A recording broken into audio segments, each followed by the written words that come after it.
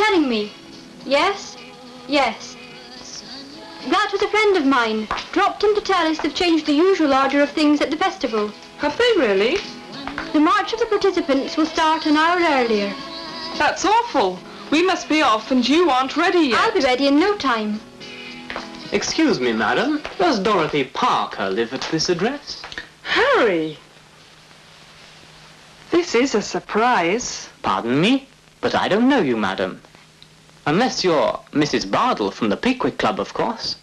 But that would take us 150 years back. So it was worthwhile spending 2 hours to achieve the effect, wasn't it? What's the joke? Who are you? Your Aunt Kate. Don't you see? I'm so glad. I found you, Auntie. I still can't get over my surprise. How did you know I was here? Ah, it must be Bob's doing. Not quite. And where is your great-nephew? I don't see him. He isn't in. What do you mean by that? Has he gone away? Where to? Just at the station to meet his friends from London. Both he and Fred came up to Broadstairs with me. I thought it would be so interesting for them to see the Dickens Festival. I see. Where did they put up? Here, of course, at my friend's. Do you remember Dorothy Parker? We both came to see you in London once. Yes. Dorothy, are you ready yet? Hurry up, we've only 15 minutes left. I'll be ready in a minute. She's getting dressed. We keep all our old fancy dresses. You remember going to the festival as a kid, don't you? Sure. But dear Auntie, it was so long ago. Mr. Brown, what a surprise. It's wonderful that you've come. I'm sure that if Charles Dickens were alive, he himself would award you first prize in the festival. As you see, our dear old England comes back to life every year as usual. That's true.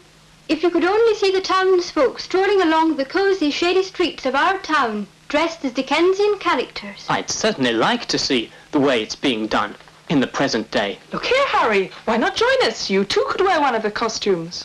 Oh, do, Mr. Brown. I'd rather wait for the boys. I want to go to the festival with them. But they'll go straight there. It's settled. I'll find something suitable for you. Uh-huh. I see you've done a lot of designing. Coventry? Ooh, Dover? You've become quite famous. Or so I believe. Oh, no. I'm a rank-and-file architect, restoring ancient palaces and mansions, designing new schools, hospitals, blocks of modern houses. By the way, when coming here, I had a glimpse of a fine new block of flats. It's just round the corner, across the street, but the tenants haven't moved in yet. The problem is not so simple, you know. Not everybody can afford a new flat. The rent is high. Hurry up. We must be off. There's almost no time left. Oh. Which will you choose, Mr. Brown?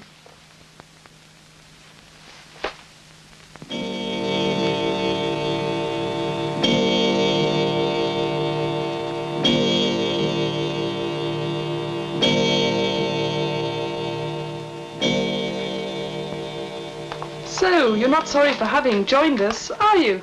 Oh, well, I didn't expect it to be as exciting as in the old days. I'm only sorry I didn't meet Bob. It's hardly possible to meet anyone in such a crowd, unless you run into a person quite by chance, of course. Look, here's a note I found in the hall. It's for you, Kate. Dear Auntie, it's from Bob. From Bob? That's strange. We've met our friends, decided to go to Portsmouth together with them. From there, we'll walk via Southampton to Salisbury, where we'll be on Friday. Best regards to Mrs. Parker. Love, Bob. Is that all? Turn over the page. Nothing else. And what about the match in Bristol? I'm off to Salisbury. I must find Bob. You'd better wait till the morning, Mr. Brown. And if I fail to find him, I'll stand in for him myself.